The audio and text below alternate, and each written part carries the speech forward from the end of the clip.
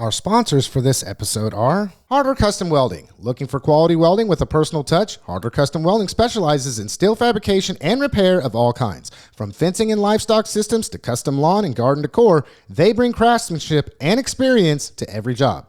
No job is too small. From simple fixes to complex builds, they're here to help. Based out of Newton, Kansas, mobile welding services are available to meet a wide range of needs. You can give them a call at 316-217-3819 to bring your project to life. Also, visit them on Facebook at Harder Custom Welding, Harder Custom Welding.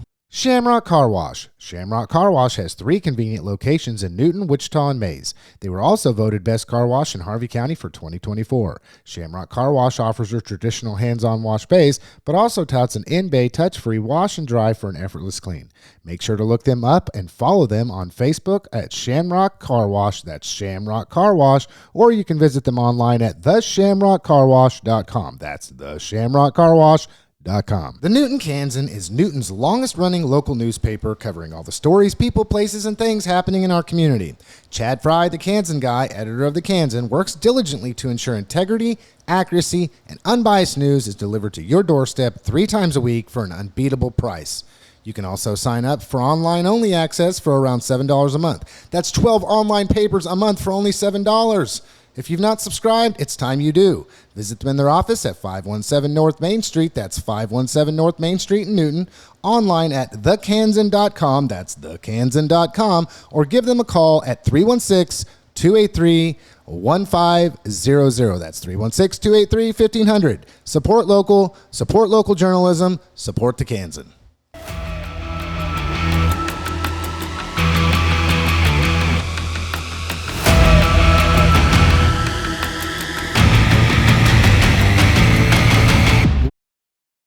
Well, hello, everybody, and hello, Andy and Chad. How was your guys' week this week? My week was normal, I guess. I mean, I am right at this moment feeling disappointed in myself because I was very inspired by Ms. Gardner. And I went ahead and canned up some stuff, but then when it came time to enter it in the fair, I just got myself too booked up with busy work and ended up not actually entering anything in the fair. The best salsa in the fair was not tasted by anybody because Chad was behind. Don't go that route. Number one, that would have been a blue ribbon right there. I used a cheater. Now my son really likes the salsa that I made, but I used a cheater recipe. Just because I wanted to get it done quick. So It's not like it was uber amazing stuff, but it was done. Well, I don't know. I haven't tasted it yet. And they actually don't. They don't actually when you turn stuff in for the food preservation thing. They don't taste anything. Oh. They just look at your jar and their technique and if your lids line up and all that kind of stuff. So yeah. There you go. So they don't even get to taste it? They don't taste it. So it's not like the food booth where... That takes all the fun out of the job. If you make your favorite, your grandma's angel food cake to enter in the fair, they taste that. So... Yeah. Andy, week? Great. Yeah? Yep. Busy. Running. Yeah. Very. When I got here on the compound, I noticed you were outside doing a little bit of work. Yeah. Yeah. I got to tell you, dude, there's got to be a never-ending supply of things to do just to keep up with managing your property. Well, managing my life. Yeah. Not just the property, my life. We've got several teams of people that we work with, so it could get interesting sometimes. A psychologist, a neuroscientist. No, I'm just. Yeah, well, I've got those on the team too. I mean, we need a little bit of everybody to make things work, right? Love it. We've got foremen, we've got hard-headed entrepreneurs, we've got executives we work with in different pockets and different places doing different things, and sometimes when it's interesting, it all comes together. And real interesting this week, I was hopeful that one of, I don't really have their permission, so I won't give their company name, but one of my neighbors has a company that's working with us on a project right now. And it's really cool to see people that you really care about, bid and get a project, and then you're out there together, kind of as a semi-team, right? Semi-quasi team, and trying to figure things out as we move into different parts of the state to do things that we do. And I'm just going to say that one of their kiddos was on site, and I watched this kid grow up. And it's just talk about one of them full circle moments when you're getting to that age where you're seeing some really cool stuff and you're realizing impact on what we do every day and how we do it. And it gets me sometimes. I'm very blessed. Yeah. So, yeah. Be able to, like you said, to especially when, you know, we get to our age and you're watching these kids that you did get to watch grow up, and from little bitty to now they're an adult, and it's just eye-opening, like how quick life goes, and then being able to be front and center for people's lives. I mean, that goes back to the relationship aspect that I always talk about, as far as relationship is the number one priority in life, and building relationship and spending life with one another. You know, I think that's truly important. I think that passes by a lot of people. Yeah. But I'm a family guy and stuff. So speaking of kids and family and growing up and everything, I told you guys that I got the family pass to the zoo, right? So it ain't nothing to drive down to the zoo. Doesn't cost me anything but gas. So I've been doing that a lot this summer. I've already hit it 4 or 5 times. And as I was just taking my little one, Timothy, he's getting ready to be 3 years old this week on Friday. So it's interesting how when we first started going to the zoo, you know, what's this? What's this? What's this? And then now he knows exactly what it is. That's bear. That's bear. That's turtle. That's fish. That's, you know, and snake. And, you know, he just is going and can almost has it memorized. So it's really interesting to watch development take place at that age, and then just see how quickly they pick up on stuff and how much that's kind of how mine, and it was a couple nice cool days this last week. So I mean, we got a little brief taste of what it was going to be like coming up here soon, because August is going to blow by us and September is going to be, or October, we're going to get cooler weather, the leaves are going to start changing, so that's a good thing. But upcoming events, I've got to correct what I said. I made the comment on the last podcast that Burton's farmers market was on a Saturday. It's not on a Saturday. It's on a Friday from 5 to 7, and it's at the pool park. So those of you that are from Burton, you know what the pool park is. I had an update with Mayor Missy yesterday, went out, and of course she's using that as an opportunity to just kind of promote things that are going on in her community. Burton really doesn't have an outlet for that. I mean, we know that they can contact the Kansan and get something put in the Kansan, but at the same time, there's not really a whole lot of coverage that goes on there. And so she's made the decision to try to promote different activities that are going on. And I had to correct I was like, oh, this is on a Friday. And from what I understand, it's the first and the third Fridays, right? So I might have to correct myself again. It might not be the first or the third, but in alignment, I want to say with when their city council is. So the way I got it memorized is, if their city council is on a Monday, then on the following Friday from 5 to 7 at the pool park, they have the farmers market. So, and I guess, you know, they have that's a very agricultural community. So I would say that if you're looking for goods, they got the goods. But other than that, Chad, what's going on that's local? What's going on that's local? This is a big weekend because you got the Harvey County Fair, right? The Carnival is going to kick up Thursday night, 6 o'clock. They're going to have a band, and I don't remember which band, but they're going to have a band playing a concert over at the fairgrounds at about 7 on Thursday. They're going to have another band on Friday, and again, Carnival. And there'll be mud volleyball, bowls and barrels on Saturday night, demolition derby on Sunday night. So it's going to be there's a lot of activity over at the county fairgrounds on Thursday, Friday, Saturday, Sunday. Yeah. Now, also at the same time, you got Old Settlers Festival down in Halstead. So on Saturday, there's going to be 2 parades in this county. One for the county fair, one for Old Settlers. And Old Settlers, county fair stuff is free as outside of the demolition derby and bowls and barrels. There's tickets for those. I think they're like $10. Down at Halstead Old Settlers, you get a button. It's $5. And and if you get a button for $5, that's also your ticket to their big barbecue on Sunday, I think. Good.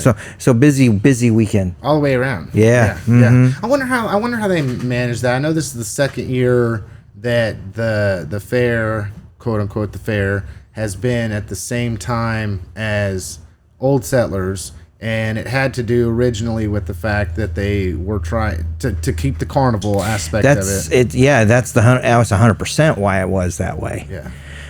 Yeah.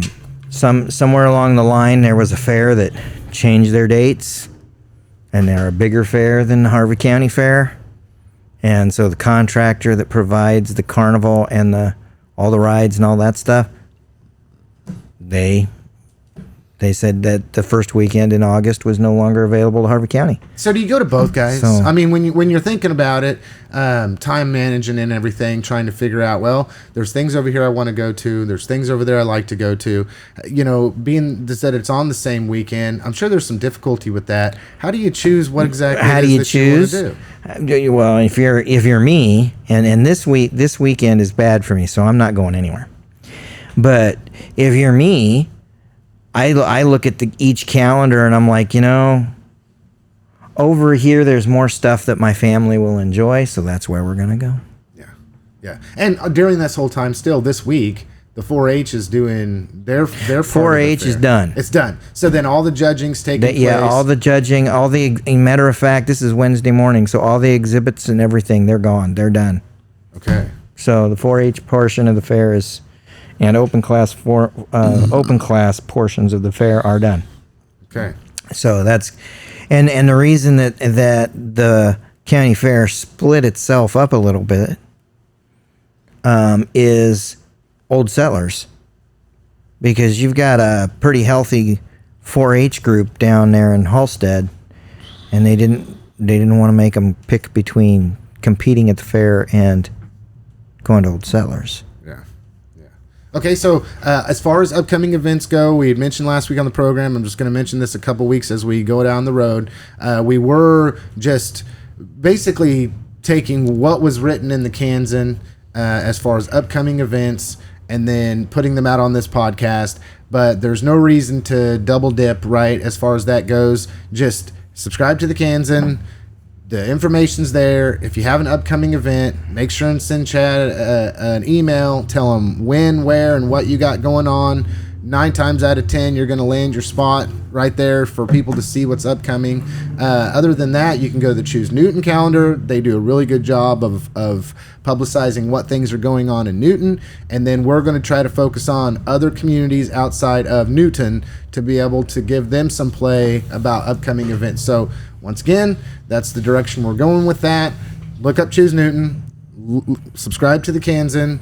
If there's anything outside of that, we'll try to make sure and mention that on the program. But otherwise, if you can go get that information somewhere else, it's not necessarily a reason to just bring it out again. So I want to ask Andy. Okay, school board hat, Andy. I've been interested. We hadn't talked really a whole lot this week with what the school board decided that we talked about last week. We had a lot of laughs on the program as far as that $10 million deal you're going to get and everything out of the deal. That's right. But don't forget about that. Have people began to reach out and say anything negative, positive about that decision to you all as school board members, or you personally at all in any way?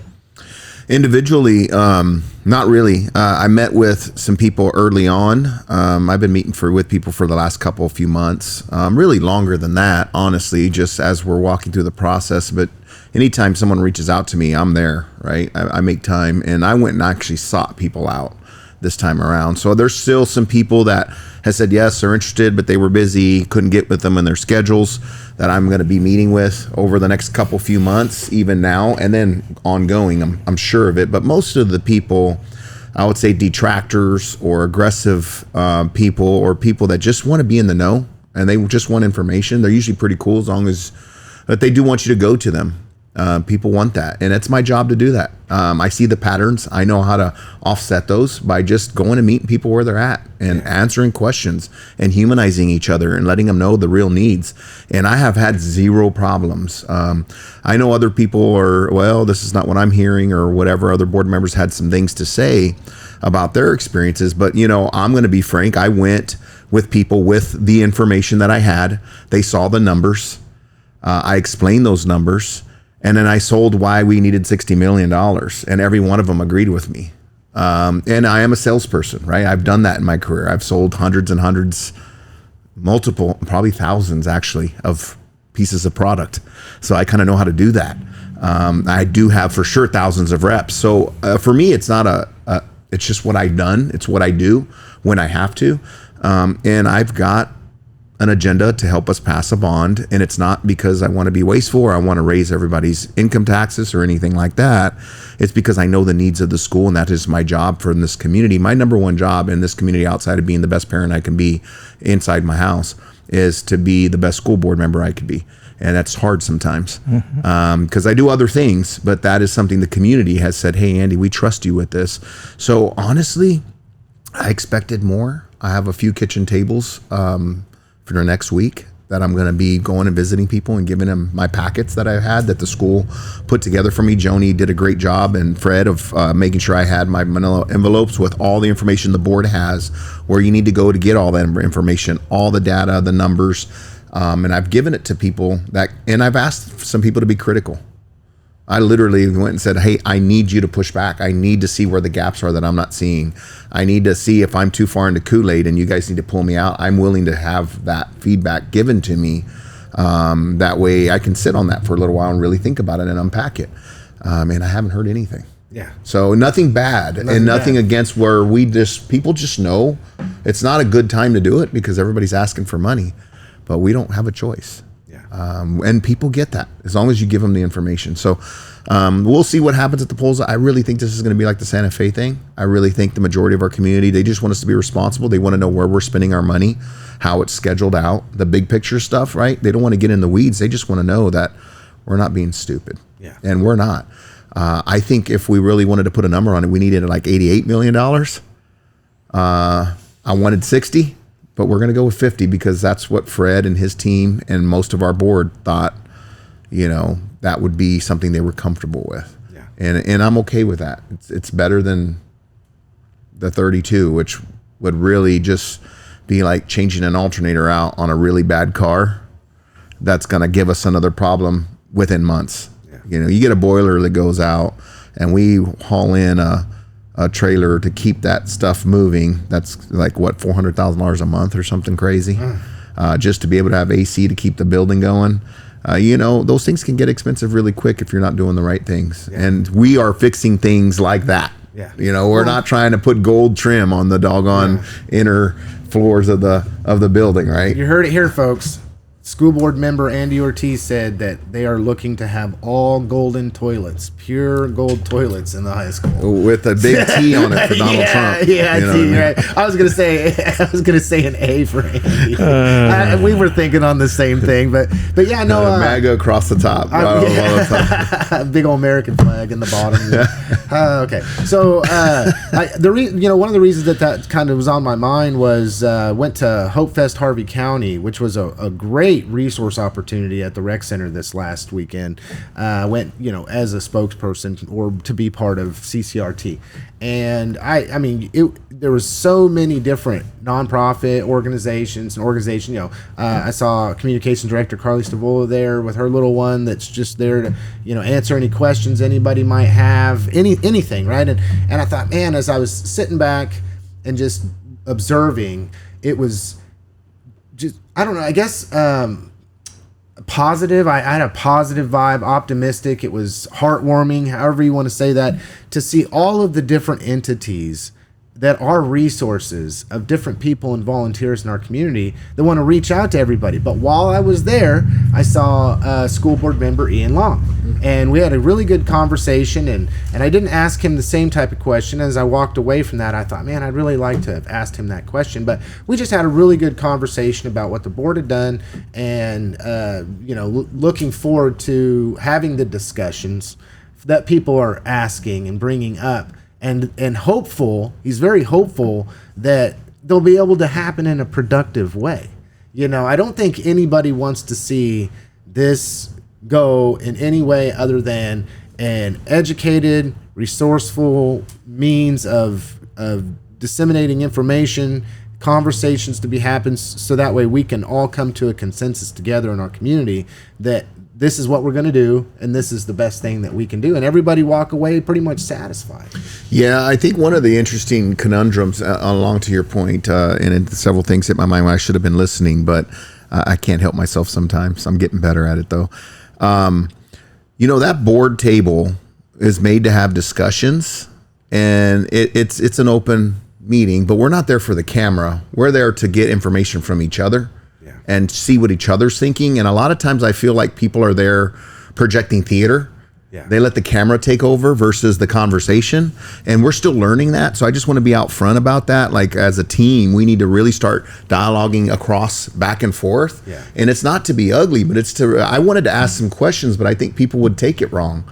And they get real animated in a way that maybe the camera can't pick up on some of the body language and some of the eye rolling and stuff that happens. And it's like, I can send you an email if we were willing to talk outside of this room. Yeah. But then, you get the sticklers about the coma stuff, and they use rules to try to say you're bothering them or maybe being aggressive, or they're going to go tell their little friends, groups, whatever. And, it's just politics, man. It's just such a sick, ridiculous place to be, right? Yeah. And people that play into it, right? Yeah, yeah. And there are theater actors, right? People that want to do that. So I'm hoping that our team can just really get away from, we're here to speak to the camera. Yes, the public wants to know, but almost nobody follows up unless you're out there digging and doing what you're doing in a negative way. When I go out there, I'm going to go sell the product I need to sell for the school district. That's my job. And if I have a problem with it, I'm going to go tell leadership that I have a problem with it and why, and see what they do to adjust it. Unless I see it's a big problem, I'm not going to bring that part out in front of the public, right? And there's times I have a problem with things, but I don't make it an issue, because you got to really watch where you put your energy. And so if I come out loud on something, people know it's a problem. Yeah. Because I let a lot of stuff go. Yeah. Like the mask thing, right? I did not want to wear a mask. About 40 days into that, I was done. But I did it for the team. And that was almost a hill I was about to die on. Like, I was really questioning, do I go rogue here, right? But I didn't. And that was every 2 weeks for a long time when I sucked it up and did what I had to do for the community, for the greater good of the whole, right? So I'm willing and able to do that. But there's sometimes, that being said, to the community, when I do go rogue and I got my board hat on, just know there's a real good reason for it. Yeah. Well, and then ask, communication is key. It really is. Something that you said that I think is interesting, because of the rules that are around being a governing body, an elected official, and having it to be open and transparent.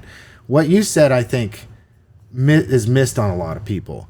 That is the time that the board is to have the discussion openly, but with the public being able to sit there and know what's being said. So when you say, and it is true, that many times, I don't know if many would be the word I would use, but sometimes you have individuals that will grandstand for that camera, knowing that I'm speaking to the public to move forward whatever agenda I have, or to try to place some kind of perception, way to perceive, like, I'm going to say it this way, or I'm going to attach something to this, so that way the perception then that I'm projecting out to the greater public is that I'm doing this and they're doing this. And that's got to be hard. Normally, this is how it goes. I'll give you a good example, and I'll try to keep names and specifics out of it.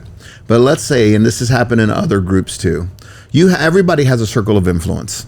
We all have that. We are a circle of influence to each other, right? And we have other pockets of people we come together and discuss things. Okay. If I've been heading up the Santa Fe Mural Project. Yes. That thing has been on my plate for a long time. People have come and gone. We've had a building fall apart. We've had to wait for things to be done to see what's going to happen. I mean, it's just been a mess. You know how many calls I've gotten on that? 1, 2. 1. That is all connected to one group, and it's a small group that's really vocal, that was thinking our project was something else that it wasn't. They've been told several times that it's not the purpose of the project. And it's just been, that's it. And I've been the head of this thing for a long time because I have shut down 2 detractors. You know, articles were written about it. Fine. Do you? I've been called a racist through this process. I've had to confront that. This is real, right? And so many other things have happened in that moment. And so, of course, if you're an idiot, you're going to push back on somebody. If you, instead of building a bridge, you call them names, right? And then now, yes, I'm a human being. Now I'm like, well, screw that. Why am I going to push through to do something when it's just, I've been set up to fail, basically, by some actors in my mind's eye now. Because why am I in this position, right? Why didn't somebody else get put in this position? Why don't somebody else have the guts to move this through? Because it's a hard space. And of course, Andy could do the hard stuff. So go ahead, Andy, and you take it on. You'll figure it out. And now I'm literally left with it all in my lap, with all this information, with all these committee hours, a lot of wasted time. And frankly, I don't see the community that gives a damn about this deal. But we're still going to make it a deal, right? And instead of me being able to dialogue with some of our teammates behind the scenes, because now there's nobody there, so there's no coma to break right now. Those people are private citizens. They could even go have a coffee with those people to figure out some facts and some things. Because I know me and those 2 other, Brenna Haynes and Luke, are all on the same page because we went through it all together. And we've had dozens of discussions about this with community members. And not one of them have pushed me. Not one. But we hear from a lot of people, and that's not fact. When Ian Long said at this last board meeting, I've heard from a lot of people, and I'm like, I've heard from nobody. But your circle of influence is different than mine. And he's attached to his father-in-law, who really cares about the project, who's made it a thing. But the project that he cares about is not the project we're working on. It's another avenue for the project, about the naming and this whole political side of it, right? It's not the mural and what that stands for and what that means, right? And that's a whole nother, you get into the weeds here, right? But this is what you deal with. There's a big stinky problem over at the Santa Fe Gym / Lindley Hall. Right, but the guy who's put in a position to deal with it has nothing to do with the political side. He was given a specific task, and then I've been called a racist because I'm not trying to deal with another side of it, because they're not even involved enough to know the difference between the 2 issues. Well, a lot of that, it goes back to that projection. It's frustrating. It's projection. I hope I articulated that. I think you did a good job. Yeah, Well, I made some statements during one of those little meetings. Yeah, we called you in and several others. Yeah, because, it was, my impression as to why I was called is because, all due respect to a former board member, I was the one who blew the lid on Frank Lindley's racism in our current era, right? It was one of those worst kept secrets for decades and decades and decades and decades, and then I blew the lid on it, and then the building fell apart, and yada yada yada yada. And I think that's why people wanted to hear from me during that entire process, because even though supposedly renaming the building was not a part of that process, that was being forced upon the process. Does that make sense? Well, people saw it as an opportunity. There were folks who were like, okay, these guys are talking about how we're going to handle the history of Lindley Hall and what we're going to do to acknowledge the history in Lindley Hall and the segregation days, and how we're going to speak to that. Yeah, and so renaming the building got forced into that conversation from outside of the group that was having the conversation. Right. And I think that's why I was there. And one of the things that I said during that night that I know can be or could be upsetting to some people, and I know who some of these people are, and it's not just those that want, let's be honest, it's not just those that would like to erase Frank Lindley because he was a racist, and he was, okay? Let's be honest, he was. While that's the truth, it does not erase all those wins and state championships. He still earned those, and he did it under the rules of the day. So yeah. And so one of the statements I made was, it's time for all those trophies over at Anderson's Book and Supply to get reclaimed by our school district. And, you know, the right place to display those is Lindley Hall. Yeah, there's a lot there. I don't know So Frank there Lindley. is so much around this whole thing, right? There's that conversation right there that I brought up. There's also, what do we do with this big blank white wall? That's a great conversation, and we should be deciding that. That's the conversation that Andy's been forced into. What do we do with this big blank wall now that we've got the building renovated? Well, and there's been some great ideas and some great plans brought forward. Now, here's where I'm going to really defend Mr. Andy for a minute here.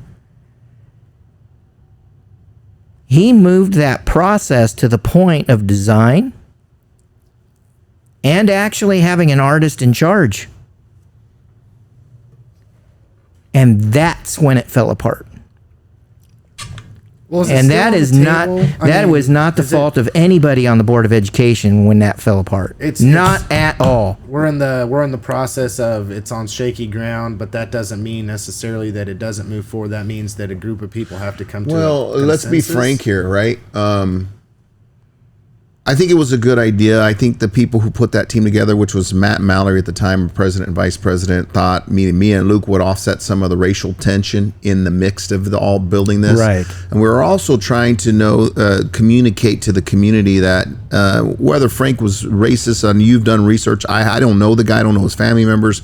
I've been called racist too. And in 30 years from now, are people going to say I was racist? Maybe. Neither here nor there in my book. People that know me and the ones I care about, those are the only ones I really worry about. And if you're on my phone and you can text me, let's have a conversation. If not, I'd love to get to know you. But if you're not willing to meet with me, I don't care what you think about me, straight up. Now, that being said, I think the premise of why that team came together was good. I think there was a lot of opportunity. What we wanted to do was really speak to the era that Frank Lindley was coming up in, where my grandparents were racist too. You know, straight up. Mm-hmm. My grandmother died and was grateful that I wasn't that way, but she was just the way she was. It's how she was brought up, and that was what she told me. But she was grateful that I wasn't that way. So she kind of leant towards the future of, thank God you're not like that. You know, again, she didn't bring me up to be that way, actually, even though she was. Right? It's a different era, different people. Yep. Well, what are you going to do? Right? There's a lot going on. And it's still out there. There's still some undertows of that. I get it, but it's not the majority, right? And so I'm not going to sit here and worry about if somebody likes me because of that. If they're that small-minded, well, go be an idiot, right? Well, and I got something. Okay, so this is something that I've researched a lot, and I always consider. You know, it wasn't until 1920 that women garnered the right to vote. You know, it was later than that they had the right to divorce or even have their own bank account or be in the workforce. Okay, all of this is taking place. So if one would say that pre-1920, every single person needs to be cast in the shadow of a womanizer, I'm not so sure that's a correct way to present that information. I mean, that's like saying, you know, anybody pre-1960 or 1950 or, you know, go on back, they were all racist. Well, I mean, I don't think we take into consideration it by capturing what the individual believes. Because even though I might have been somebody that was a conscientious objector in 1920 or 1940 that said, I don't think it's right that people that are other than white can't attend schools or have the same schools. I don't think everybody was out here chanting, you know, don't let black people attend with white students. I think there was probably a lot of people that had to accept that this is the way things are. Whether we like it or we don't like it, there's an institution here. That's how we get back to this institutionalized racism and things like that, that there is, we have to consider. It's like for instance, I'm a big Civil War buff, Civil War era, love it, read the history, the whole thing. I think it was an extremely pivotal time in our nation's history where there was a lot at play. And you can't romanticize it, because to say that for whatever the reason, everybody that was from the North was anti-slavery any more than you could say everybody was the South was pro-slavery. But they were thrown into this conflict. And so people that were in the South, regardless of whether they had slaves or not, or they thought that somebody who was, black was less than, or whatever the case may be, what they thought didn't matter. When somebody came to their door and said, you're going to go fight for your state, or we're going to burn your entire farm to the ground, we're going to make you a deserter, we're going to kill you. Or seize it or whatever. Or seize it. Where are you at? So I always take into consideration, looking at the history, that we don't rewrite history based upon the premise of our own perception today versus what the reality was of yesterday. And I think that's very important for people to understand. It's like not everybody pre-1860 was a racist. I mean, think about this. My ancestors, you go back through, well, they fought on the side of the North. But I also had some ancestors through history that fought on the South. Right? So to say that somehow or another my ancestors were racist, well, how many white people, if you want to class this all as color, died to ensure that the slaves were freed? I mean, probably more than on the other side of it. I mean, it's unbelievable. But anyway, okay. Well, what I've learned through this process, just I need to say this out loud. 80%, I think about, if you look at the stats, 80% of people end up growing up wherever they're born and living there their whole life. So when you get generations of that, I'm one of those 20% that had the blessing of leaving San Antonio, which is a great city. Most of the people I grew up with are still there. But I do bounce back and forth. So I get this interesting window into being somewhere else that I didn't grow up, but yet making it my home. And going to where I did grow up, where I have a lot of connections and energy, and I understand the place. When people that have been 3 generations in Newton, 4 generations, 5 generations, see that we didn't let people go to the pool that were black in 1956, they just think Newton because of their perception of what it is today. Mm-hmm. And not realizing anything about outside of.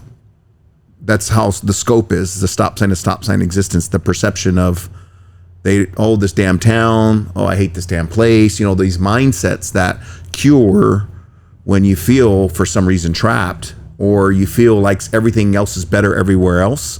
It's this mindset, right? The grass is greener on the other side. And we do this in different places in our life and relationships and other things, but growing up somewhere and not embracing the suck that exists when you're there, because it's going to be everywhere.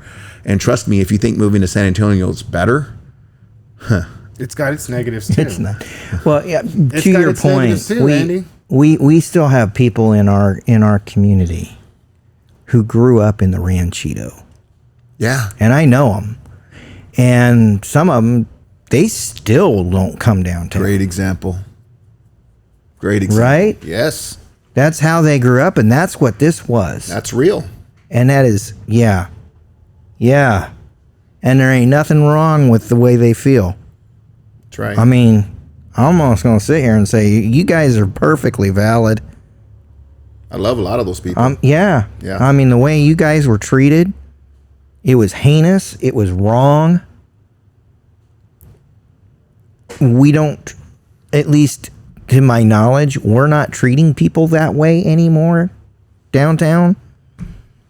But if you still feel scared and you still feel like you don't want to be down there, more power to you. I mean, that's real, man. And the problem is when people today want to make stories and didn't have to go through that and say that they've been through that.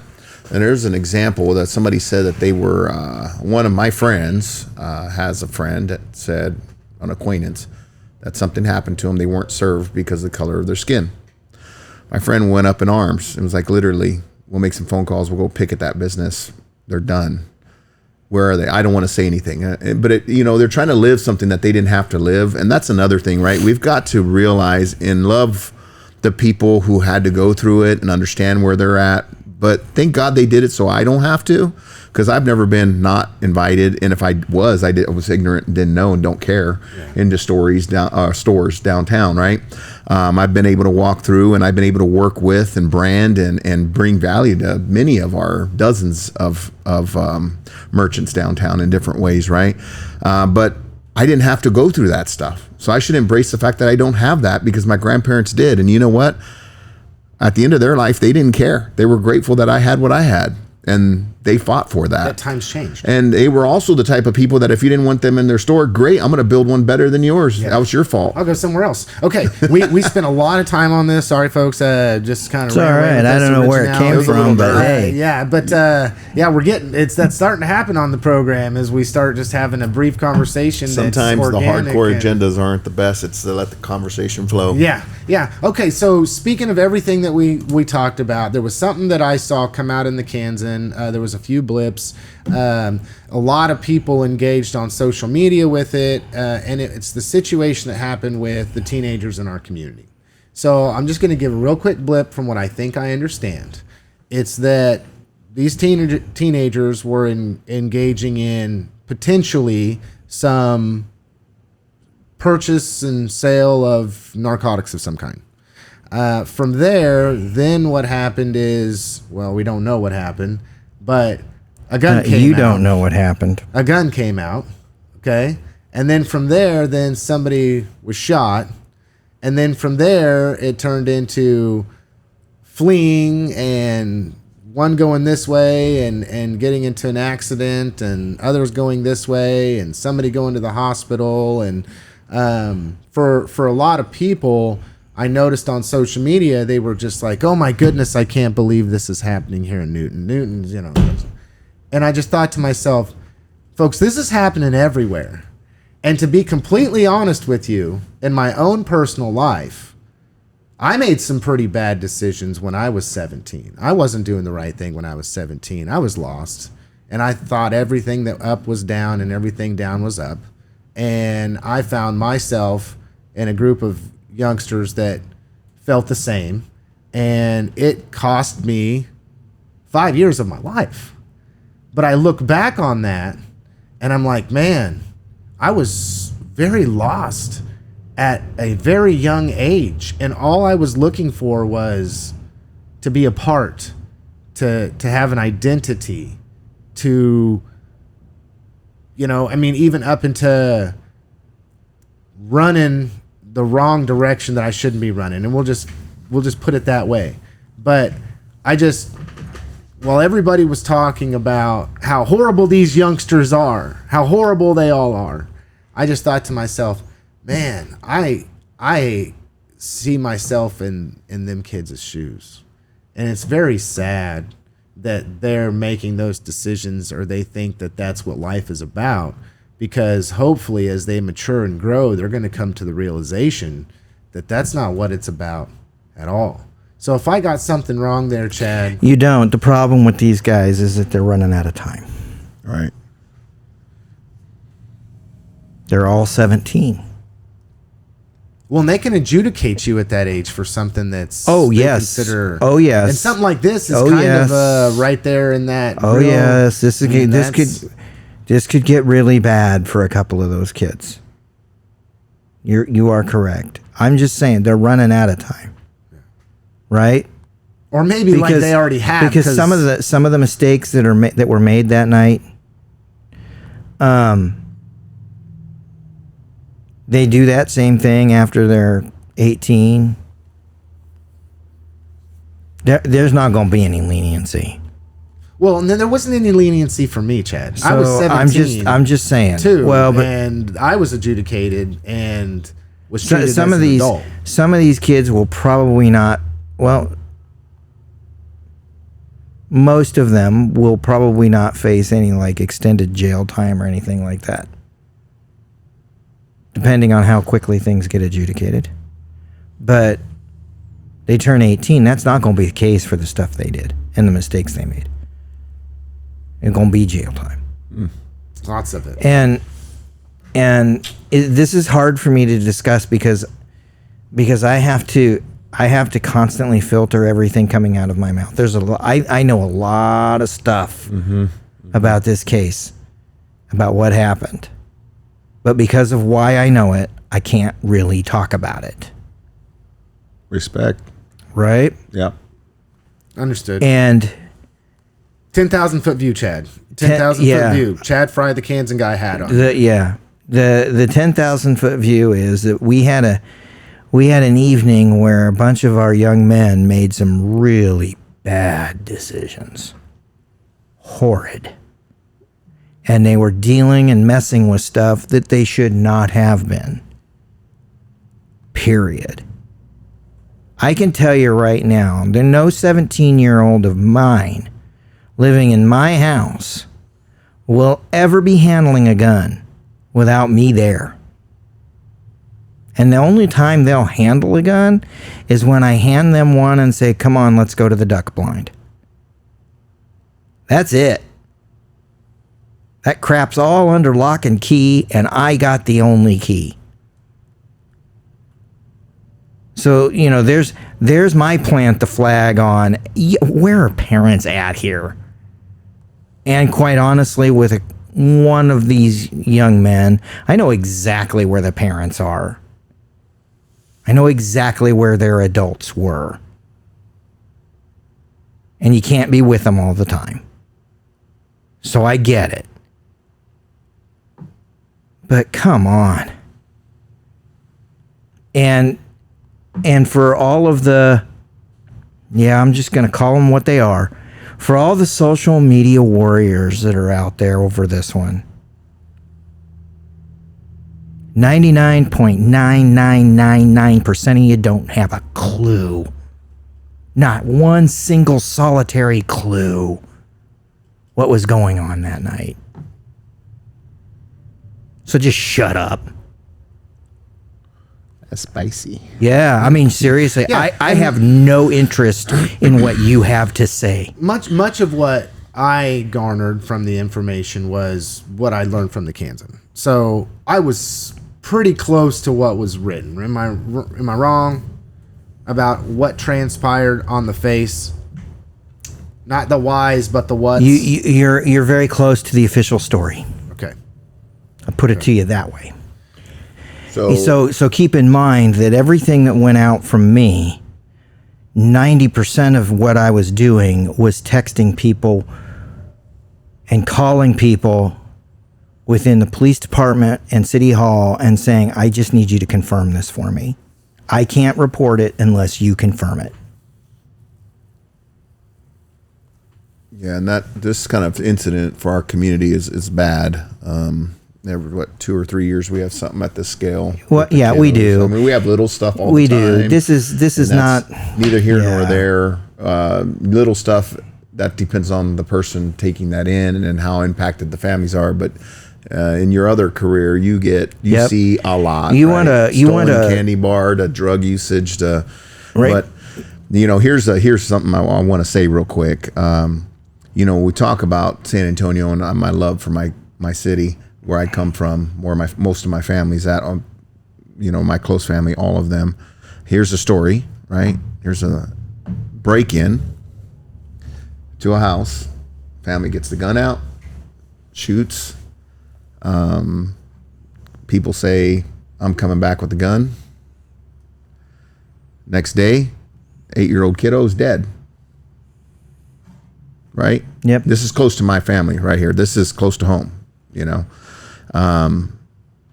This happens every week. Multiple times sometimes, depending on what's going on. Right? Depending on who gets into what and the fallout and what neighborhoods you're in and all these things that happen. So I think we got to really take a step back. And yes, it wasn't okay, not justifying the actions. But if we see something like this once every 2 or 3 years at this scale, ballparking it, right? Just thank God that we're not dealing with it on a day-to-day basis. So those people that want to talk bad about around your kids, because that's where it comes from, and talking about our community or our city, right? And talk about how Newton's going to crap and your kids are sitting right next to you, not realizing what you're doing and what we should be grateful for and what we do have and how we can buckle down and make it once every 6 years, once every 10 years. Like those, we should have goals. It doesn't mean it's okay, but with the attitudes, we pile on instead of take off. So those keyboard warriors and how they're choosing to communicate and the talks they're having around their kids and their households, that bleeds off now into my daughter, who's talking to your kid, who's borrowing the same language I heard from you when I was 19 and came and you thought I was from somewhere super cool. That's way better than what you had, not realizing what you have. Yeah.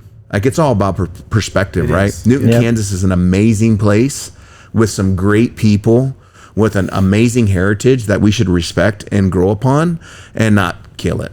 Yeah. Right. Yep. By the way, and it's individuals, right? Like, I should be, and that's why I'm one of the bigger cheerleaders we have in this community, because I know what we got our hands on and I'm very grateful for it. I wish that people that were born here can stop with the projection we're just Newton. Something. Yeah, we're just Newton. It's ridiculous. I hate that. We've gotten something special. So if you want that, if you want an issue to take on at the 1,000-foot level, so to speak, that can come out of this situation, here, I got one. And it's granular, and it's nitty-gritty, and it's super detailed, but I got one. Anytime we have a kid coming in that needs a detentionary hearing and needs to go to a detention, it's tougher than nails to find him a spot. You throw 5 people in there, you probably won't find one. And our county commission has not questioned anything yet, but this year, we've been sending kids to Girard, Kansas, Lawrence, Kansas, Douglas, Kansas. We've been sending them all over the place. While we have a contract in Hutchinson, but they don't have the capacity for something like this. And we can't get any traction of any kind for a contract in Wichita. Because they're full up. They're always full. But if we're willing to pay, we can have some reserved spots. I mean, that's called a contract. And we're ending up sending kids everywhere you can imagine. And folks, that is a problem. That ties up a police officer.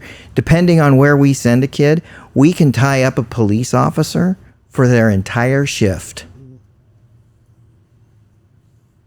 So instead of writing speeding tickets downtown, they're driving kids to who knows where, dropping them off and bringing them, and then coming home.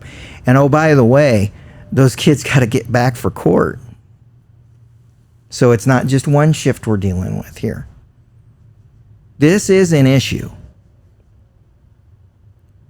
And I've been asked multiple times why we don't have our own facility. And I've been asked that by parents, police officers, sheriff's deputies, just about anybody you can imagine. It's a sorry state of affairs that we could probably fill our own facility on a lot of days. But the fact of the matter is, we don't have one.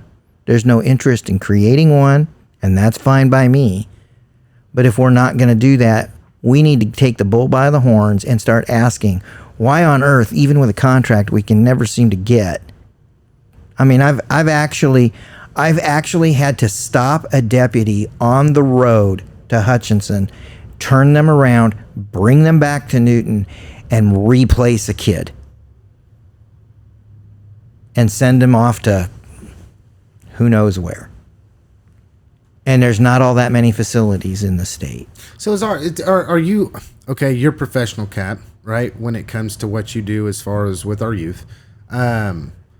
not to have any negative spin here, but what we saw is a snapshot, right? We talk about Newton. We talked about the fact that it's not as prevalent here as it might be in other places, but this is a serious issue that even Kansas is facing, where we have youth that are making decisions for whatever the reason, right? There's probably some things that we could say. You hinted at it last week about the brain development, and they're pushing that age out to 30 now. Yeah. Just saying. But this is an issue that's happening everywhere. Yeah. All across the state of Kansas. I mean, Wichita right now, it's not all youth, obviously, but there's a lot that's going on there right now. I don't know. I guess I attribute it back to a lot of anger, man. There's a lot of anger. There's a lot of. We got to figure out a way to blame the school board for this, though. Yes. And I mean, it's almost too serious. I don't want to do any of that. Yeah. No, it's not there. That's not where the blame goes. But just trying to lighten the mood. We need more safe rooms, safe spaces. We need something. I mean, seriously, and maybe collectively, we as a community need to understand that we're always going to have some kids that are in crisis and making bad decisions. At risk. Even good kids make bad decisions. Exactly. I mean, I did. Yeah, but you can decrease and the worst that thing, astronomically the worst thing by you can being say, a present parent. Well, yes, and the worst thing you can say as a parent, my kid would never. You ever say that? Look out. I'm probably going to be visiting you within about 48 hours. I'm just saying, that's the way life works. Yeah. I mean, my heart goes out to our youth, man. It does. I don't talk about my personal situation a lot because that was 20-some years ago and water under the bridge, and I'm somebody that's not even a reflection of a 17-year-old kid that made poor decisions. But while I was suffering my consequences, I was part of a program that took individuals in my situation, a very small group of us, and we would go out all over the state and talk to high schoolers, colleges. I mean, I think at one point I got a certificate somewhere that I spoke to over 30,000 people during this time. And mass majority of those were teenagers, and trying to get them to understand that the choices you make today affect tomorrow.